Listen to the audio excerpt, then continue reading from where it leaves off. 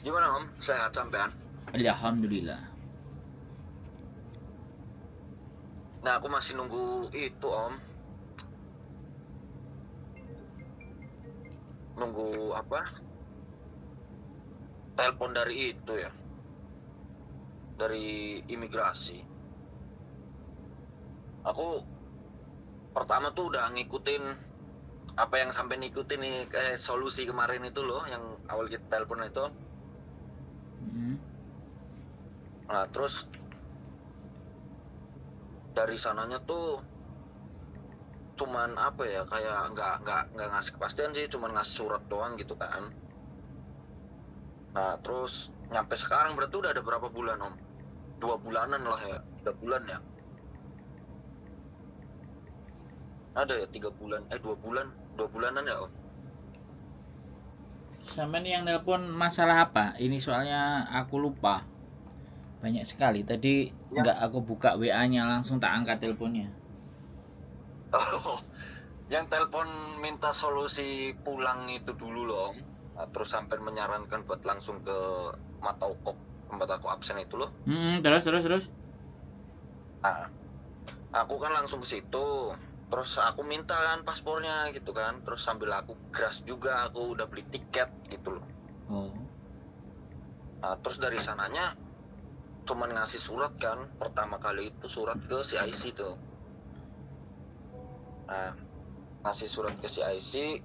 Terus dari CIC pun cuman ngisi surat doang Om. Kayak gimana ya, cuman kayak isi formulir gitu loh. Cuman kertas kosong, kertas putih kosong, terus saya suruh nulis gitu loh, alamat lengkap gitu loh sama nama saya gitu loh.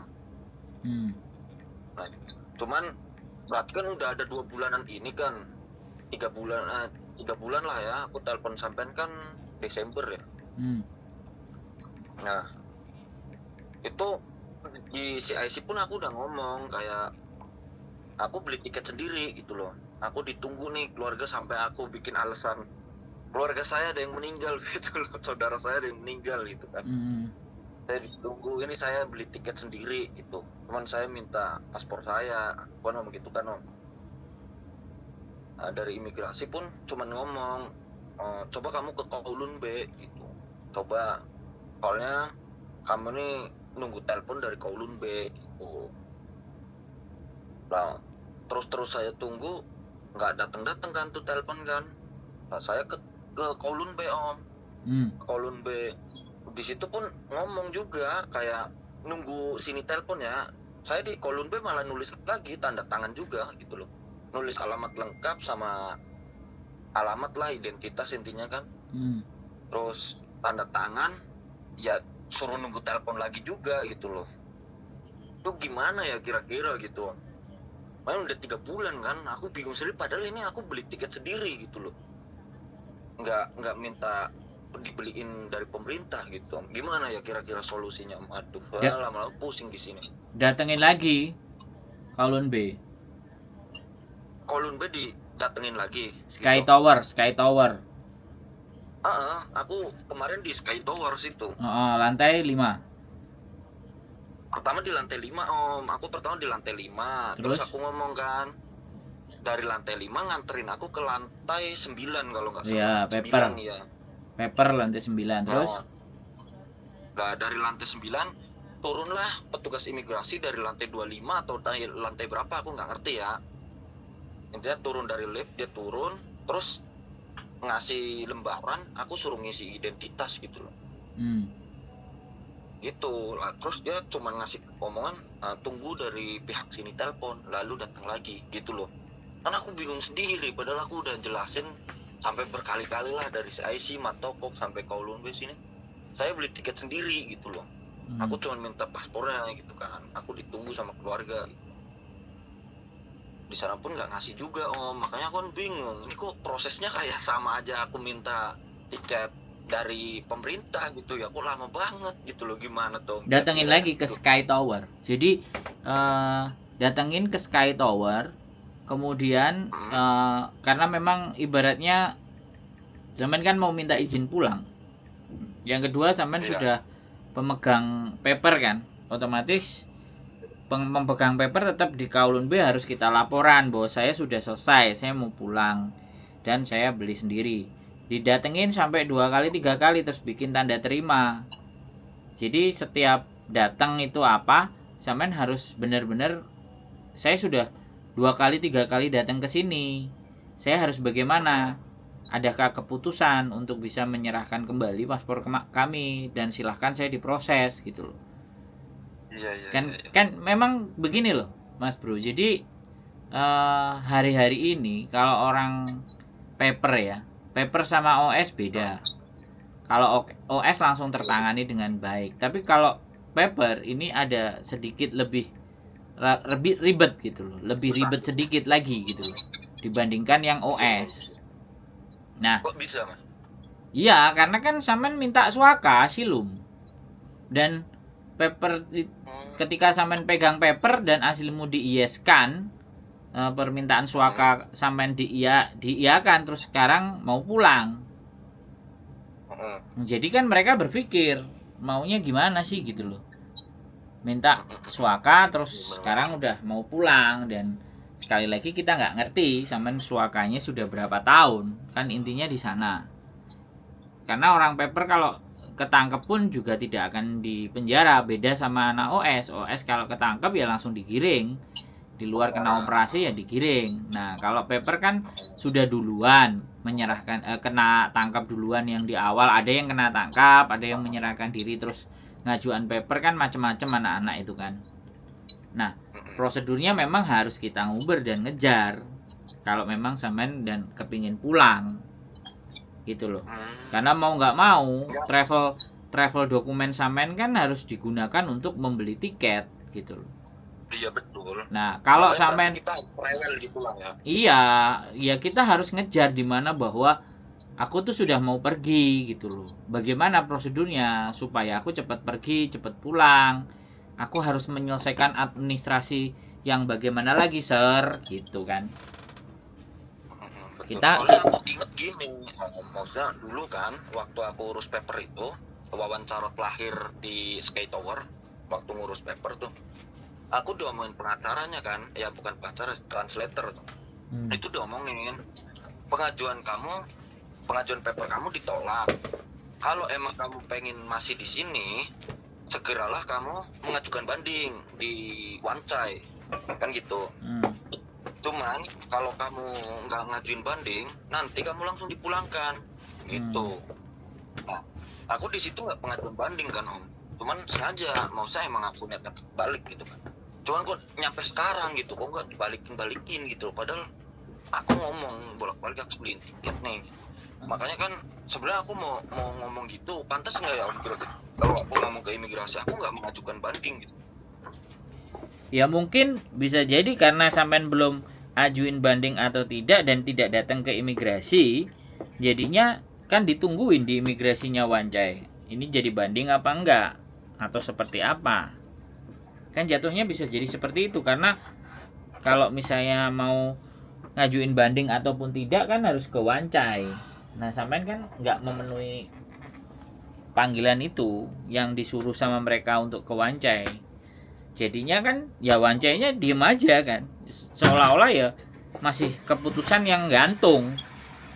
Jadi artinya sampean tidak antara tidak diproses di ACC dan tidak di ACC gitu loh, bisa dipahami. Jadi sampean itu sebenarnya menurut saya nggak ngerti ya udah pegang kertas atau belum. Nah udah pegang kan megang kertas. Cuman kayak ISS, food card pun nggak dapet saya gitu loh. Nah makanya cuma kan kertas doang, gitu. Nah makanya di situ kemungkinan paspor sampean diserahkan di imigrasi Wancai untuk biar sampean nunggu di sana nyari dan ada omongan gitu loh. Jadi kan bisa berarti jadi ada perlu juga aku ke Wancai juga gitu, apa gimana? Lah kan waktu sampean kemarin disuruh apa enggak gitu loh. Ketika waktu pengacara terakhir itu, wawancara terakhir di Sky Tower, aku sama translatornya tuh diomongin gitu.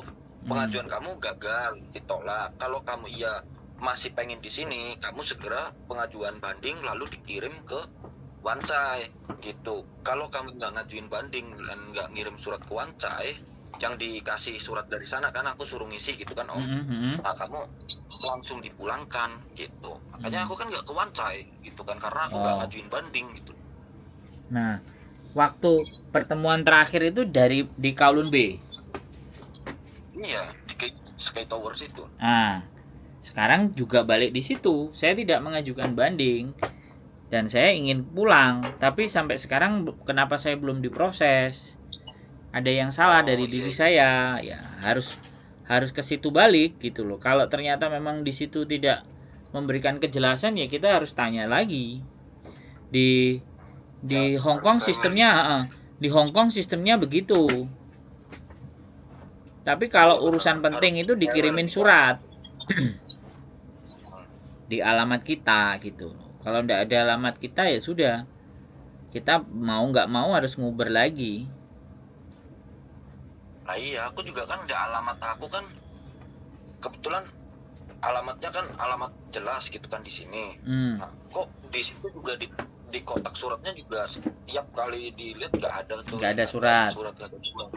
Telepon pun nggak ada nomor masuk. Padahal aku nyertain nomor tuh nomor siapa aja ya, nomor-nomor yang biasa sama aku gitu kan.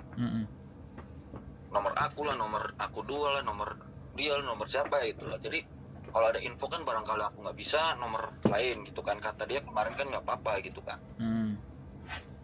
Sampai sekarang nggak ada begitu loh, makanya ya Allah ini gimana gitu kan, kok ngulur terus gitu. Waduh ya enggak kan, ya memang harus kita tanyakan ke kantornya. Jadi apapun yang sampean minta ya kan, yang sampean harapin ya mau nggak mau harus terus uber terus ke kantornya sampai kantornya benar-benar memberikan jawaban keputusan sampean ini maunya jadi kayak gimana kan, kayak gitu tuh. Iya, jadi aku datangnya ke Kowloon Bay terus gitu ya. Iya, karena kan sampean juga daftar asilum atau daftar minta suaka pun, minta suakanya cuman nggak tahu dikasih kertasnya seperti apa, terus mungkin nggak disuruh lapor tiap minggu kan. Kalau sudah benar-benar anak paper kan laporan kan tiap minggu, seminggu sekali atau 2 minggu. Masih sebulan sekali om. Masih sebulan sekali kan, masih kayak gitu kan, otomatis kan ya sudah. Jadi pada saat laporan yang sebulan sekali itu harusnya juga yang sampean lapori di sebulan sekali sampaikan juga, aku kalau mau pulang kayak gimana gitu loh. Iya aku udah bolak-balik nanyain om. Terus dari mata pokoknya juga itu ngelemparin juga ke CIC, kamu udah ke CIC belum? Ya aku jawab loh, aku udah ke CIC kemarin yang kamu kasih surat itu, awan ngomong gitu kan. Nah aku ke CIC juga, nah dari CIC pun ngelempar ke Kowloon Bay. Oh kamu udah ada teleponan dari Kowloon Bay gitu? Belum, ya udah tunggu aja dari Kowloon Bay, kamu prosesnya urus di Kowloon Bay soalnya gitu. Ya udah lo mau apa lagi kan gitu kan, jawabannya kan gitu. Nah kemarin udah aku keras om, kayak aku udah beli tiket, aku udah booking tiket, aku butuh paspor, aku ngomong gitu kan. Nah, malah dari sananya nyemes lagi, siapa yang nyuruh kamu pulang gitu loh, mana nomor teleponnya, sini coba aku telepon begitu. Ya kertas-kertas yang sampean bawa itu nggak ada sampean kopi sama sekali ya, cuman dia diserah-serahkan aja. Kertas apa itu? Ya form misalnya sampean dapat terus ngisi, terus harus dimasukin, ada file-filenya enggak gitu loh. Kalau sampean sudah mondar-mandir ke sana ke sini ke situ gitu loh, ada file yang bisa bisa menunjukkan. Halo? Iya semuanya pernah aku catat semuanya om, dicatat semuanya di itu kan, kayak formulir begitu kan. Enggak, sampean pegang kopinya enggak? Pegang. Nah, tunjukin sama mereka. Saya sudah ngisi ini semua. Sudah di copy. Ini prosedur berikutnya kami harus ngapain gitu loh. Saya sudah tidak ingin berlama-lama di sini. Ibaratnya kan ngomong begitu. Tapi nggak masalah juga kan om. Semisal misal aku ngomong dengan detail gitu. Aku di sini nggak kerja, nggak apa, pusing gitu lah, nggak punya duit. Aku pengen pulang gitu, nggak masalah ya om? Ya nggak masalah ya, kita ngomong aja. Ya memang paper kan tidak boleh bekerja. Kan begitu. Iya sih. Jadi nggak, menurut saya memang harus kita kejar ya. Kalau kasusnya kayak sampean gini ya, kita harus benar-benar mau tahu dan sampai sejauh mana, dan kita nggak bisa nunggu lama-lama ibaratnya kayak gitu. Ini soalnya untuk menangani anak paper yang mau pulang ini beda sama anak overstay yang mau pulang. Kalau OS langsung dipulangin gitu? Bukan, tergantung dia berapa tahun.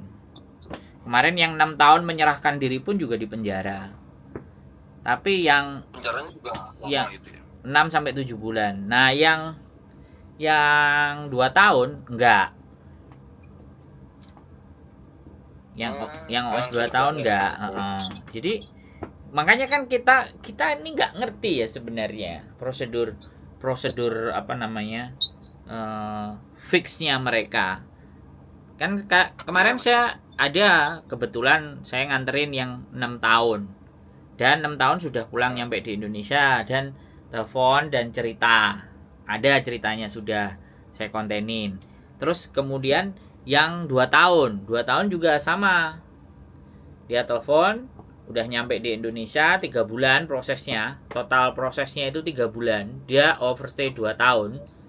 Totalnya 3 bulan. Jadi dia 2 tahun di majikan, 2 tahun overstay. Nah, habis itu kan udah setelah overstay itu 3 bulan kelar. Apa? Nungguin di dalam, maksudnya di penjara di dalam? Enggak ada di penjara. Dua-duanya sama-sama lapor, tapi yang 6 tahun di penjara, yang 2 tahun enggak. Yang 2 tahun nunggu di luar.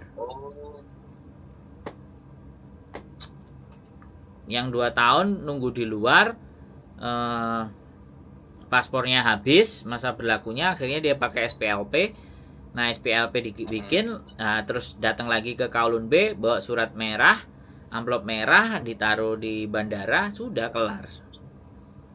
Pulang Indonesia. Berarti kalau aku kan paspor kayaknya masih panjang banget nih kayaknya kan. Orang baru bikin kan gitu kan. Itu berarti kemungkinan besar paspor ya yang dikeluarin dari Kowloon B paspor aku ya? Iya, pasti. Iya, itu kan punya sampean.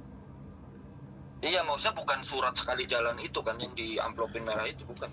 Ya, nantinya kan sampean pegang paspor, sudah pegang paspor kan sampean beli tiket tuh. Nah, ya, tiketnya fix, sampean lapor lagi ke Kowloon B. Nah, Kowloon B keluarin surat lagi yang amplop, terus ada tanda merahnya, tutupnya. Nah, itu sampean pegang. Nah, kalau sudah pegang itu tuh sudah keluar sampean. Itu pulangnya aku individu sendiri kan Om, nggak dikawal sama imigrasi enggak? Ya enggak.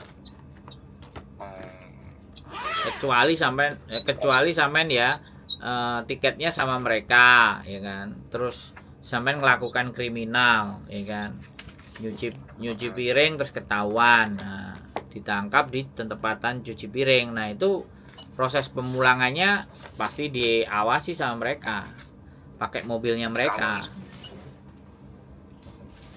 Tapi yang nggak se-ekstrim itu, lewat jalurnya khusus mereka. Bukan jalur imigrasi orang naik pesawat biasa. Sampean punya jalur sendiri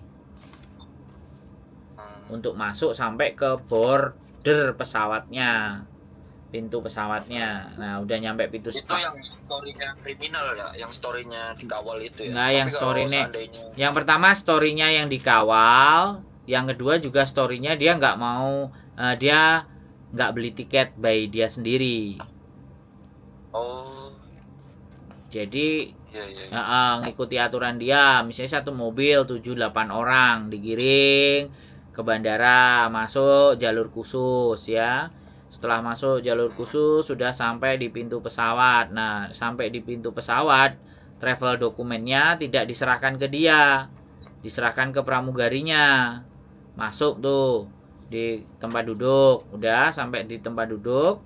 Kemudian pramugarinya sampai di Indonesia, nanti ada petugas imigrasi dari Indonesia yang jemput si pramugarinya. Nah, sama pramugarinya travel dokumennya itu semuanya dikasih ke petugas imigrasi di Indonesia. Udah nyampe di imigrasi, ya paling ditanya-tanya sedikit, dia kasih paspornya, lepas. Soalnya aku dulu dideportasi juga kayak gitu. Dulu Om. Saya 5 kali dideportasi, Mas Bro. Di mana itu Om? Di Hong Kong. Lah kok bisa kesini lagi? Itu gimana? Ya bisa dong. Nah itu makanya Sakti Mandraguna. Udah deportasi 5 kali masih bisa masuk. Iya. Berarti lama-lama dong nungguinnya ya? 2 tahun, 3 tahun gitu. Kenapa? Pas dideportasi kan nggak mungkin kan setahun itu juga langsung kesini juga kan? Oh, saya deportasi 5 kali, bulan yang ke-6 sudah diterima masuk lagi. Loh? Emang sakti berarti ya? Ya, ada rumusnya semuanya, Mas Bro. Jadi saya dideportasi 5 kali, yang bulan ke-6 baru benar-benar bisa masuk saya. Habis itu pulang sebentar, 2 minggu. 2 minggu cuman 2 minggu. Habis itu pulang. Habis itu balik lagi ke Hong Kong. Dah sampai sekarang. Nggak ada masalah. Berarti intinya itu aku Senin lah, taruhlah misal Senin ya Om, aku harus ke Kowloon Bay lagi ya. Jadi make sure, pastikan bahwa sampean memastikan bahwa nasib sampean ini akan kayak gimana. Kejar terus. Nggak apa-apa. Bantuannya gimana berarti? Bantuan sampean gimana dong Om? Ini Om, aduh pusing saya. Ya saya nggak bisa bantu, Mas. Saya kan sudah orang lain. Ini persoalannya kan persoalan sampean. Ya sampean harus hadapi sendiri. Aku ngomongnya yang nggak bisa sih, susah. Nah, jadi ini kalau sampean nggak, itu yang menyebabkan komunikasinya tidak terbangun dengan baik. Makanya sampean ngomong di Google Translate, ya kan? Ya ngomong di Google Translate, ya kan? Artinya apa? Tunjukin ke mereka.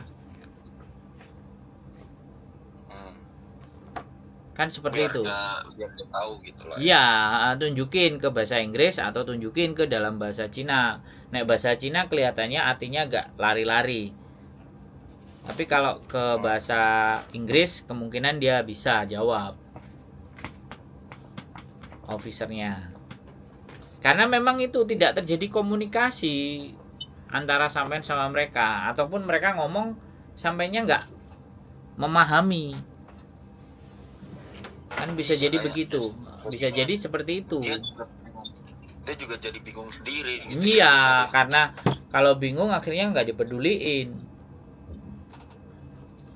Makanya disitulah Mas, kan di saat kita mau merantau, minimalnya kita ada penguasaan di bahasa yang akan kita datengin, biar jatuhnya nggak kayak sampean gini, Mas Bro. Ini nekatnya luar biasa gitu.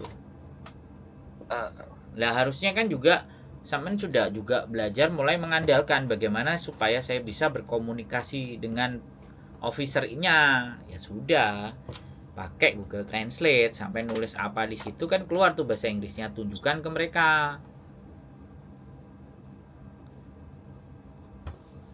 Kan seperti itu Mas Bro. Lah makanya kalau kita ngomong dikit terus mereka ngomongnya banyak sama saya aja ya, saya nih.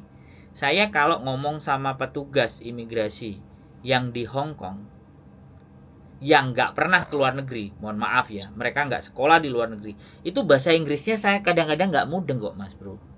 Apalagi sampean. Bener sih. Iya, bahasa Inggrisnya mereka itu kan agak cadel kan mulutnya kan. Kalau di sini kan nggak bisa ngomong R, sedangkan bahasa Inggris itu together itu kan sudah of course, yes or no. Nah itu kan pakai R. Otomatis dilafalkan itu kan kadang-kadang kita memahaminya juga agak setengah bingung. Tapi kalau orang Hong Kong yang sudah sekolah di Kanada, UK, Amerika, Australia, ngomong bahasa Inggrisnya saya bisa paham. Dimengerti gampang gitu lah ya. Ya, karena bagaimanapun juga bahasa Inggris saya kan nggak top-top amat. Jadi tapi minimal kan berkomunikasi bisa gitu kan. Kadang-kadang saya ngomong pun sorry gitu kan. Sorry itu artinya balenono lagi, ulangi lagi kamu ngomong. Lah itu juga bahasa saya kan mungkin juga tidak terlalu dipahami dengan mereka. Makanya kalau urusan di imigrasi itu bahasa Kantonis lebih enak. Karena tidak semua petugas imigrasi itu sekolahnya dari luar negeri, dan waktu sekolah di Hong Kong pun mungkin ya kan butuh les. Jadi seperti itu. Beda lagi dengan petugas imigrasi yang di bandara. Ini lain lagi. Minimal bahasa minimalnya bahasa Inggrisnya dia agak sedikit kerasa gitu loh. Bisa dibedain kalimatnya. Nah, itu juga bisa jadi kendala. Saya nolong ya nggak bisa, ya kan. Otomatis saya mesti masuk ke sana lagi, datang lagi ke sana, nanti sampai mau dibawa kemana. Ya makanya di situ juga ada kendala. Kemarin kan maksud aku kayak buat ngomong gitu loh. Aku tuh apa ya? Aku kemarin emang kesana kan. Kebetulan sama cewek aku kan kesana. Nah dia kan bisa ngomong koi juga. Dia ngomong koi kan. Nah, cuman kan cewek aku juga nggak tahu prosesnya kayak gimana, ya kan? Dia cuman kayak ngomong doang, kayak nah orang dia anak resmi, ya kan? Jadi cuman ngomong doang, ini mau pulang gitu doang lah bahasanya gitu. Gimana prosesnya kan? Jadi bingung Kayak saya juga mau ngebantah nggak bisa ngomong gitu loh. Mau saya aku kan ngomongnya jangan itu doang, ditambahin gitu loh. Kayak aku di sini nggak pengajuan banding kayak apa gitu loh. Bener nggak? Jadi kan imigrasi juga kayak oke tunggu begitu terus gitu. Makanya kan waduh, aku ngomong juga susah gitu loh. Nah ini cewek aku juga kan ngomong Kantonis, Kantonis koi. Jadi dia ngomong tuh setahu dia aja kayak ya udah ini anak mau pulang gitu. Gimana prosesnya? Gitu. Dia suruh ngisi udah, terus dari imigrasi ngomong oke tunggu dari pihak Kintal ya nanti kesini lagi gitu doang kan. Saya jadi bingung gitu loh. Nah cewekku sendiri juga nggak ngerti kan apa yang harus diomongin semuanya gitu loh. Berarti persoalannya lamanya itu karena nggak ngerti. Ada dan kita hanya ngikut-ngikut. Nah ternyata ngikut-ngikut sampai detik ini tidak ada follow up. Nah benar, makanya aku jadi bingung gini. Ini mah aku ngomong ke Mataoko beli tiket sendiri sama aja bohong. Orang aku dengar dari teman-temanku tuh yang pulang dari Hong Kong dibeliin tiket sini kan minimal 3 bulan kan udah pada dipulangin, benar nggak ya kan? Lah aku ini beli tiket sendiri bisa nyampe 3 bulan kan aneh. bukan aneh, ada proses yang terlewat sama sampean, ada proses yang sampean tidak benar-benar memperhatikan bagaimana mereka gitu loh. Kita nggak bisa debat di sini ya mas. Sekali lagi saya nggak bisa mendebat. Saya juga nggak ada gunanya mendebat sampean. Tapi bagi saya ada sesuatu yang loose gitu loh. Ada sesuatu yang nggak pas gitu loh. Dari proses sampean menyerahkan diri itu ada proses yang nggak pas gitu loh. Yang harusnya benar-benar diulangi lagi dan sampean harus benar-benar clear gitu loh. Bisa dipahami nggak? Paham. Dengerin itu yang kayaknya membuat kendala kayaknya ya. Nah, dengerin ceritanya sampean ini, saya mengulang 2 kali 3 kali, ada sesuatu yang bisa jadi sampean kurang memahami apa yang dimaksudkan sama mereka.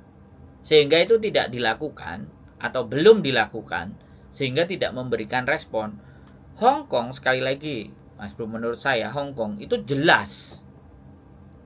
Hong Kong itu sangat jelas. Menurut saya loh ya, menurut saya. Benar. Menurut saya jelas, makanya sampean harus pelan-pelan ulangi lagi. Kalau memang ternyata di dalam itu sampean tidak bisa mengerti, ya mencoba belajar.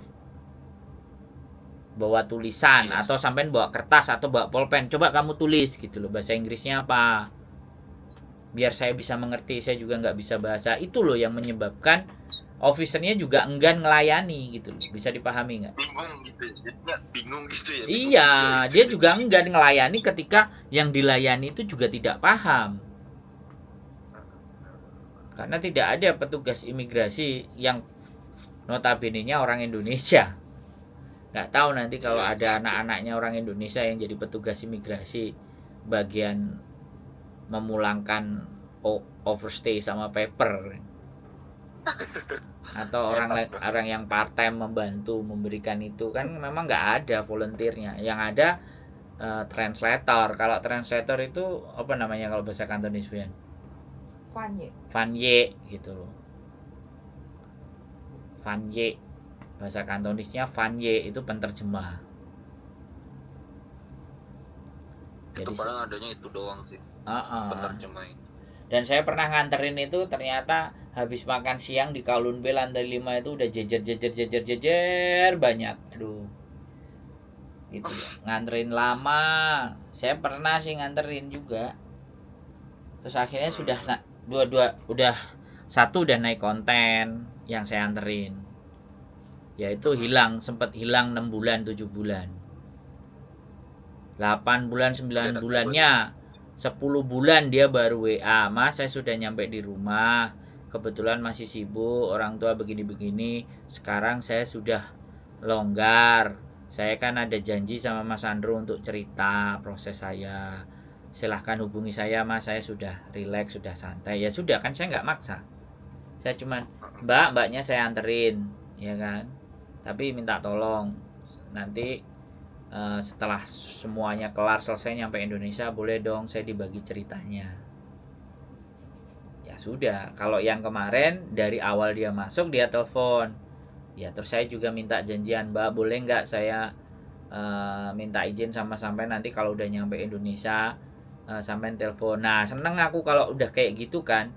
Jadi dia udah balik, udah di Indonesia, dia kasih kabar, Mas saya sudah balik, sudah sejak tanggal 10 Januari. Nah dia kemarin telepon saya sekitar kalau nggak tanggal 28, tanggal 28an atau 27. Saya sudah 10, ini sudah 17 hari saya ada di rumah dan saya sudah longgar. Saya mau memenuhi janji saya untuk cerita sambil saya mau bertanya.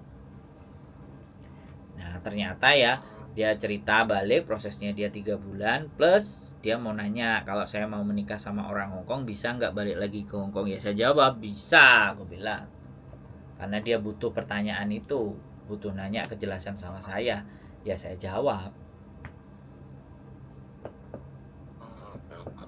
Jadi kan seperti itu. Nah kalau sampean aku nggak ada waktu untuk nganterin. Berarti ya intinya nanti hari Senin itu coba saya kesana lagi gitu ya. Ya pokoknya ya, ini kan mau Imlek nih satu minggu lagi. Senin, Selasa, Rabu, Kamis, Jumat, Sabtu dia sudah merah. Oh hari Senin ini udah tutup berarti ya? Enggak, masih buka Senin, Selasa, Rabu, Kamis, Jumat, udah mentok. Karena ini kan Lebaran Mas. Iya. Orang Cina ya, ini Lebaran. Masih bisa ya. Lebaran tanggal berapa emang Om? Tanggal 9, 10 itu mulai 10, ya? 10. Tapi 9 itu ya? Sudah 9 itu semua sudah usaha-usaha atau apapun udah mulai close. Bahkan mungkin kantor itu udah kelar. Berarti ya masih ada waktu 5, 6, 7, 8 situ ya. Ya, menurut saya. Ya sambil cari-cari part time kan ya lumayan lah. Sambil biar jadi maksud saya itu begini loh Mas, ada kesempatan di Hong Kong ya kan, sambil ya namanya cowok kan dia berjuang bagaimana bisa dapat keringetnya kita per sedikit gitu kan. Iyalah aku juga gitu Om ya kan, cuman karena saya dari dulu kan udah niat mau balik kan begitu kan ya. Malah nggak dibalik-balikin gitu loh, nyampe aku di sini gawe bayaran dulu gitu loh, sampai nggak balik-balik. Ya nggak apa-apa ya nikmatin aja selama masih bisa dapat uangnya, nggak apa-apa. Kalau perlu lebih gila lagi kerjaannya, langsung aja ke kota-kota biar sampean memang ditangkap beneran gitu loh. Ya habis gimana kan, kita menyerahkan diri nggak digubris, ya udah kita ambil resiko sekalian kerjaan, nggak usah sembunyi-sembunyi. Rekomendasi nggak sih Om, misal begini nih kan, aku kadang apes juga kan namanya orang kita coklat, aku kan coklat kan gitu, kulitnya coklat, kalau di jalan kan mudah gitu kan ditangkep, ditanyain kan. aku bolak-balik juga ditanyain kan sama si polisi. Nah, kalau aku nanti suatu saat ini ditanyain lagi waktu di jalan, aku ngomong gitu, etis gak ya? Boleh nggak kayaknya ya? Kayak gimana nih? Aku mau pulang nggak pulang-pulang gitu. Iya, aku pengen pulang di imigrasi berkali-kali ya. Kalau sampean bisa ngerti bahasanya, sampean ngomong aja. Ngomong nggak apa-apa gitu lah. Nggak apa-apa, nggak ada masalah. Barangkali dia ngasih pencerahan atau apa gitu loh maksud aku. Polisi enggak, kalau polisi enggak memberikan penjelasan ya sudah dilepasin kalau sudah nunjukin papernya, kertasnya. Makanya Iya, makanya maksud aku tuh aku ditanya dicek gitu kan, nah mau dilepasin kan akunya lah, aku tuh ngomong kayak ini gimana nih ya, gitu loh, maksudnya aku mau balik kok udah 3 bulan nggak lama bisa. banget pulang. Di Hong Kong itu kalau tidak urusannya dia nggak akan urusin, Mas.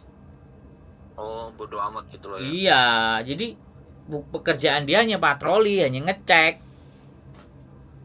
Iya benar-benar. Makanya sekalian kayak gitu, karena sampean bingung semua, sekalian aja cari kerjaan di kota, geber habis aja, ketangkep sekalian dan pulang kan gitu. Bisa dipahami nggak?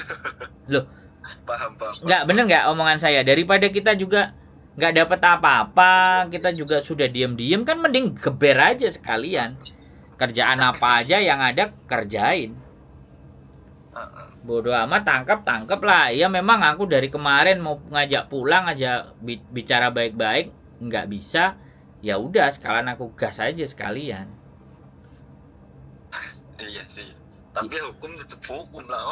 Nanti di dalamnya itu loh. Enggak, gini loh Mas Bro.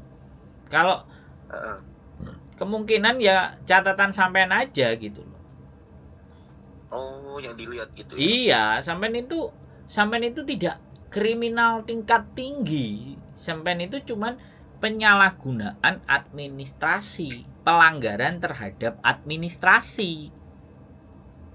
Udah gitu aja.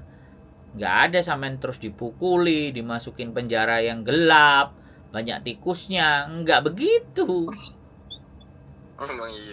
Iya, itu kalau orang bunuh, jualan narkoba, gitu loh. Yang kemarin aja kriminal moto, anaknya majikan dilaporin ke polisi, masuk ke penjara Thailand 1 bulan, itu katanya dia ngerasa kayak babi, makan tidur, terus dilepas katanya. Ada cerita saya di konten itu. Cuman begitu doang berarti. Iya. Cuman kan penjara itu begitu, tapi yang paling berat di Hong Kong itu kan record. Iya benar. Rekodnya itu yang akhirnya mau ngapa-ngapain nggak bisa karena terrekod kita ada kriminal kan, ibaratnya kan begitu. Makanya penjaranya sih biasa, tapi di luar penjara itu yang menyiksa. Makanya orang Hong Kong kan takut kalau sama namanya jokam. Kalau orang sudah di penjara itu catatannya nggak bakal hilang sampai dia mati. Iya sih. Itu bedanya di tempat kita sama di Hong Kong. Makanya mereka menghindari penjara. Bisa dibayar dia bayar, bisa dibayar ganti rugi. Itu negara maju. Nggak mau rekod. Orang kita biarin lah masuk penjara. Nanti habis dari penjara ya bikin ulah lagi, palingnya di penjara lagi gitu kan. Kalau di Hong Kong akses perumahan nggak dapat, akses jatah-jatah itu semuanya juga nggak dapat. Artinya hidup kita kan sengsara gitu. Jadi hukumannya hukuman dari negara. Iya benar. Di dalamnya sih nggak kenapa-napa ya emangnya. Di dalamnya nggak ada masalah, tapi rekotan itu loh, rekod itu. Negara maju itu begitu Mas Bro, rekod. Jadi di negara itu dia nggak bisa survive. Gitu.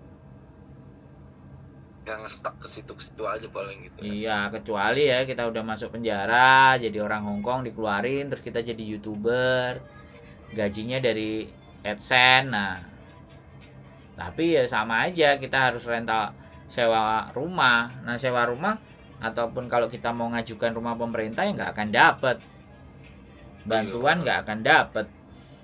Nggak bakal dapet ya. Iya, jadi kemudahan-kemudahan sarana dari pemerintah itu dia nggak bisa dapat. Yang paling parah itu para pengidap narkoba itu loh. Dia pecandu itu yang paling parah. Ya, tapi rekodnya sama gitu ya. Nanti bakal nggak dapat apa-apa masa tuanya gitu ya. Iya, namanya pecandu, bukan penjual lo ya. Kalau pecandu, kalau sampean mau tahu tak tunjukin tempatnya. Yang tua-tuanya model-modelnya kayak nggak karu-karuan gitu kan. Nongkrong, jadi kayak barang nggak ada gunanya tapi masih hidup gitu kan. Jadi seperti itu. Masalah-masalah di Hongkong ini kan orangnya sadar ya. Jadi di negara modern itu dia sadar, saya harus bekerja keras untuk mendapatkan sesuatu. Nah itu, kalau saya nggak bekerja, saya nggak bisa dapat sesuatu yang enak gitu. Jadi nggak bisa males. Jadi makanya kenapa Hongkong ini tertata bener dibandingkan tempat kita mah ya kan, ya mohon maaf aja, sorry to say kan, ibaratnya kita nggak kerja, nongkrong, pulang tidur, nongkrong lagi, mak kita masih sayang. Di sini nggak ada, udah 19 20 diusir, suruh keluar, jangan tinggal sama kita. Ada juga sih yang anaknya nggak ngapa-ngapain di rumah, kerjanya cuman main game, kasur. Ada ada mbak-mbak yang cerita anaknya itu nggak tahu ya sampai tua kerjanya di situ aja. Mungkin gangguan pikiran atau gangguan otak kali kan. Jadi orang tuanya kan sumpek ngerasain yang kayak gitu. Tapi ya namanya gangguan mental, mungkin bisa jadi kan. Saking depresinya dia, terus sama orang tuanya masih sayang, ya dipelihara. Akhirnya cece-nya yang bingung. Tapi kalau nggak nikah udah banyak, laki perempuan nggak nikah sampai tua ya banyak. Iya, kalau di sini banyak ya. Banyak banget.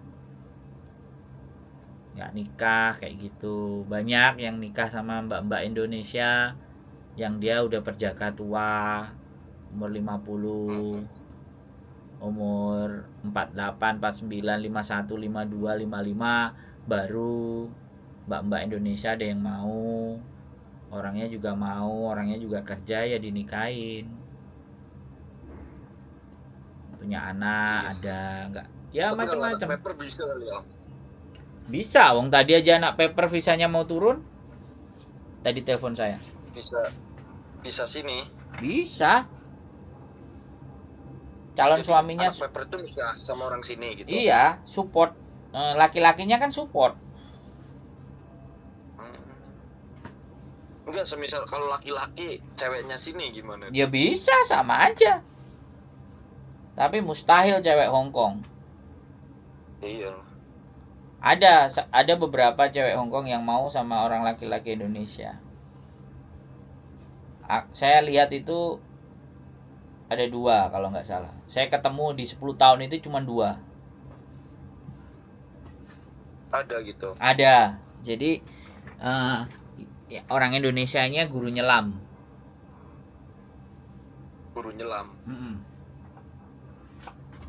Jadi renang gitu.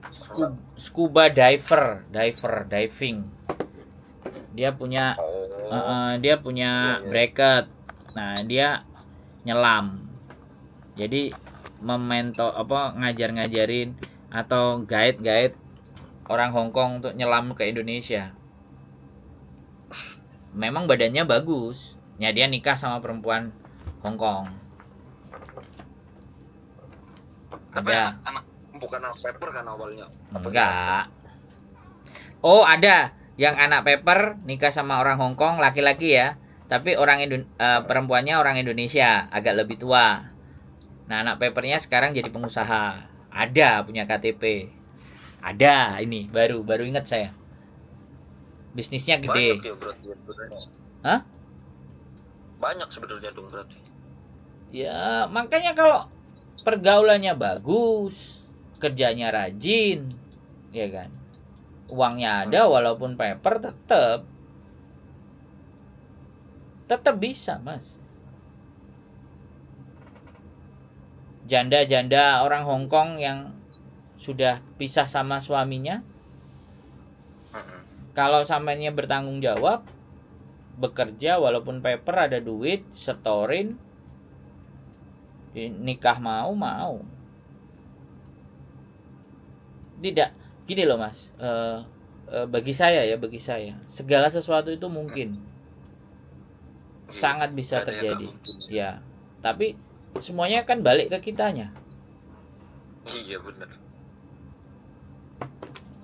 Kalau sampean ngerasa bahwa ya sekarang kan gini nih, sampean sudah pacaran sama teman kita mbak-mbak, terus mbak-mbak tinggal di dalam, ya kan, dan sampean paper juga. Nah, otomatis saya nggak ngerti pertama awalnya kesini yang cover siapa. Nah, kalau kita awalnya sendiri ya biaya kita sendiri, ya jalan kita sendiri, tidak ada siapapun yang ada di sini. Kalau ataupun pacar kita ya misalnya, ya kita nggak minta, ya kan, kita berangkat inisiatif kita sendiri, kita nggak minta sama dia apa semuanya. Nah, itu kan kita masih punya prinsip sebagai laki-laki. Dan ketika kita punya prinsip, kita ngelepasin dia kan ya nggak ada masalah. Nah, contohnya saya datang ke Hong Kong, saya tidak atas siapapun, saya berangkat sendiri. Ya, ada saudara saya yang mungkin bantu saya di imigrasi awal-awal. Udah selesai itu kan saya langsung nggak nemuin dia, ya sudah masuk aja. Ya, terus saya menentukan jalan saya sendiri. Makanya hidup hidup saya nggak mau tergantung siapapun. Betul sih. Ya itu, terus akhirnya ya saya punya istri, ya sudah.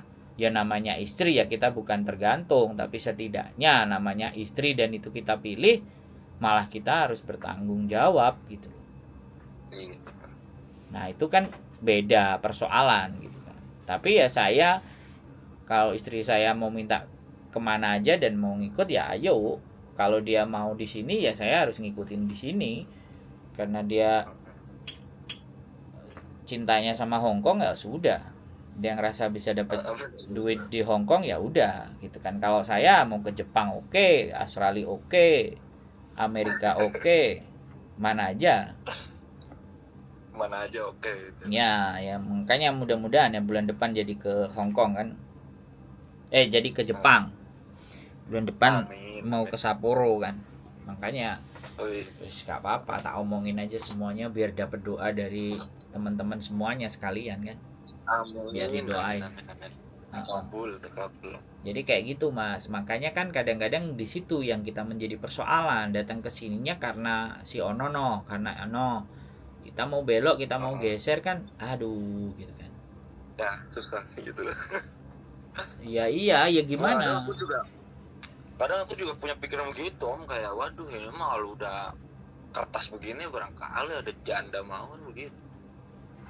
Ya itu nggak ada persoalan, sekali lagi sangat mungkin sekali. Wong ada dulu yang mau berangkat sama saya, telepon sudah telepon sama saya, datang ke rumah saya sampai 2 hari 2 malam dia nginep. Habis itu dia terbang ke Hong Kong, ketemu lagi sama saya di Hong Kong. Mas aku udah nyampe, oke. Modal cuma 12 juta, itu pun nggak habis, masih dikantongin duitnya. Dia masuk di dalam, masuk sel 3 minggu, dapat paper. Nah, sekarang dia standby. Nah, dia mikir, dia ikut GoGoVan, dia perkenalan, kenal sama orang-orang yang Pakistan itu semuanya yang dapat KTP, yang bawa GoGoVan, dia punya pengetahuan. Terus dia nonton kontenku, ingat ke saya lagi, Mas bro, kok nggak enak, saya sudah posisi kayak gini, ngopi kapan, aku masih di situ nggak rumahnya, aku mampir boleh nggak, lo ayo sini aku. Terus dia cerita kayak sampean tadi, terus ada angan-angan, dia tanya ke saya, dia nggak tanya sih, dia cerita Aku juga sudah mulai kenal yang janda-janda sama suaminya sudah kelar di Hong Kong, dia sendiri. Kok mulai aku speak kan, aku temenin dia mau apa. Dia ngomong ke saya, terus dia nanya, kira-kira nanti aku bisa dapat KTP nggak? Ya kata siapa nggak bisa, ya pasti bisa aja, aku bilang. Selama yang perempuannya mau support dirimu. Loh bisa tau mas bro, katanya. Ngapain nggak bisa? Ada contohnya aja, ada kok. Buktinya juga ada, malah jadi pebisnis. Berarti nanti kalau aku bisa KTP ya, lama-lama ya bisa bawa GoGoVan ya. Ya pokoknya perbanyak linknya ya, perbanyak.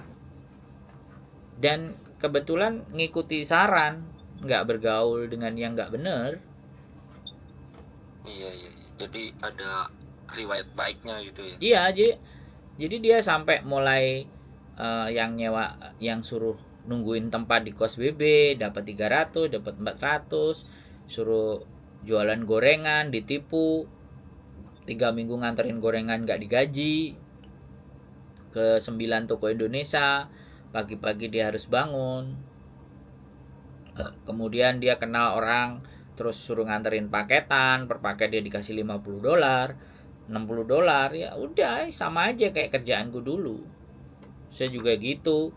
Ada orang jualan nasi butuh tempe, aku nyariin tempe di toko Indonesia, aku order, dapat untung $1,5, ya udah aku belain. Ya dapat untung $20, 40 tempe, 60 tempe, ya dapat lumayan $30, $45 buat isi patadong. Ya saya jalanin itu mas, jualan peyek, jualan ikan asin, jualan rokok. Dulu gitu ya berarti. Loh iya, saya kayak gitu mas bro, makanya saya itu ngomong,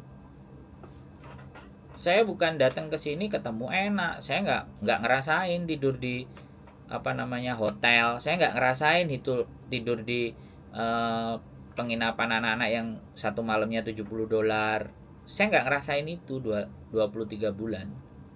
Yang ada itu Victoria Park, itu tempat ternyaman buat tidur. Iya. Buat tidur di situ. Iya, jadi kalau udah mulai jam 6 kan satpamnya mulai keliling, ya kita harus geser. Kadang di kursi. Pokoknya saya nyari tempat di mana ada matahari. Saya suka ada mataharinya. Kalau nggak ada mataharinya agak pusing kepala. Loh iya, di Victoria Park mas bro. Tapi nyampe sekarang sukses ya mbak. Nyampe sekarang alhamdulillah berhasil lah. Ya dibilang sukses sih masih saya anggap biasa. Tapi setidaknya tidak hancur kayak dulu. Sekarang tidur kan sudah ada istri, terus di kasur, bisa pakai selimut, bisa internetan, terus bisa. Makanya kan karena saya ngerasa bahwa dulu saya di bawah merantau begitu, ketemu dengan teman-teman udah begini, apa yang mau saya lakukan sama teman-teman. Jadi kalau diinget-inget mas bro ya, makan itu hari Minggu jualan jamu itu ada yang ngasih buah, ada yang ngasih nasi, ada yang ngasih sayur, ada yang ngasih gorengan, itu tak makan besok Senin, Selasa, Rabu, Kamis, Jumat, Sabtunya kalau masih ada. Itu perjuangan saya mas bro.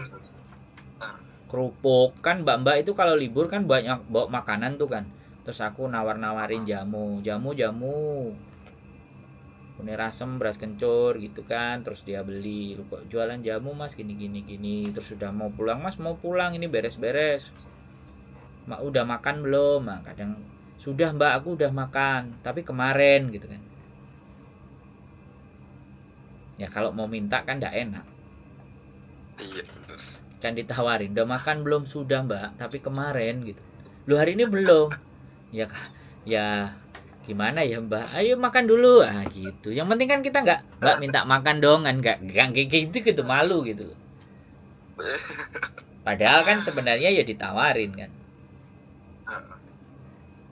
Jadi ya kayak gitu mas. Makanya sekarang mudah-mudahan sukses selalu om. Nah makanya kan teman-teman yang bingung, terus sampean juga nanya kayak gini harus bagaimana, terus teman-teman yang ada masalah dengan majikan bagaimana. Nah, saya dari sedikit pengetahuan ya udah saya gunakan itu pengetahuan buat ngasih tahu teman-teman supaya nggak panik, supaya nggak bingung, supaya nggak galau, apalagi sampai lompat pagar kan repot, lompat dari lantai 10 kan susah. Nah itu kan karena tidak ada lagi yang sudah bisa diajak ngomong.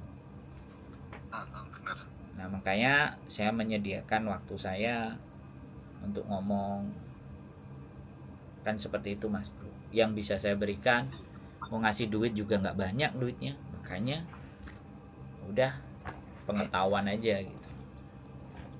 Wes ya, jadi ya mungkin gitu ya. Samen coba ya, kejar. Coba. Samen kejar. Ya, mudah-mudahan ada tanggapan. Kalau memang nggak ada tanggapan, gas aja kerja sampai ketangkap gitu aja. Kumpulin duitnya. Oke Om. Ya. Sukses selalu Om. Ya, sehat selalu ya. Yuk, Nanti semangat. coba Oke. coba. Assalamualaikum. Terima kasih Om sebelumnya. Yuk. Waalaikumsalam. Oke, teman-teman. Semangat ya, apapun ceritanya. Sudah berjuang di Hong Kong, sudah nyampe di Hong Kong. Ya, nggak bisa bahasa ya sudah. Jadinya agak bingung sedikit. Tapi ya sudah, semuanya bisa diatasi mudah-mudahan aman terkendali. Keep stay tune my YouTube channel ini.